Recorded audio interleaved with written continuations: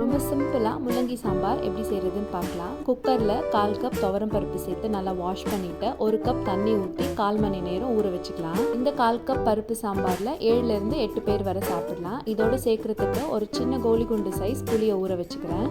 பருப்பு நல்லா ஊறிடுச்சு. இதோட 20 சின்ன வெங்காயம், 10 பல் பூண்டு, ஒரு பெரிய சைஸ் தக்காளி சேர்த்துட்டு இதோடவே 1/2 ஸ்பூன் மஞ்சத்தூள், கொஞ்சமாக பெருங்காயத்தூள் சேர்த்து மூடி போட்டு மீடியம் ஃப்ளேமில் வச்சு 6 விசில் விட்டுக்கலாம். சாம்பார் தாளிக்கிறதுக்கு 2 ஸ்பூன் எண்ணெய், 1/2 ஸ்பூன் கடுகு, 10 சின்ன வெங்காயம், 1 கொத்து கருவேப்பிலை இலை, 2 முள்ளங்கி கட் பண்ணி சேர்த்துருக்கேன்.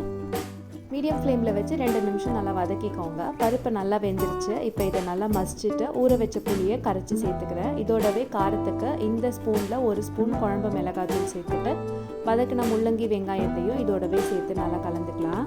சாம்பாருக்கு தேவையான உப்பு சேர்த்து மூடி 15 நிமிஷம் மீடியம் ஃப்ளேமில் வச்சு நல்லா கொதிக்க வச்சுட்டு கடைசியாக கொத்தமல்லி தூவி இறக்கிட வேண்டியதான்.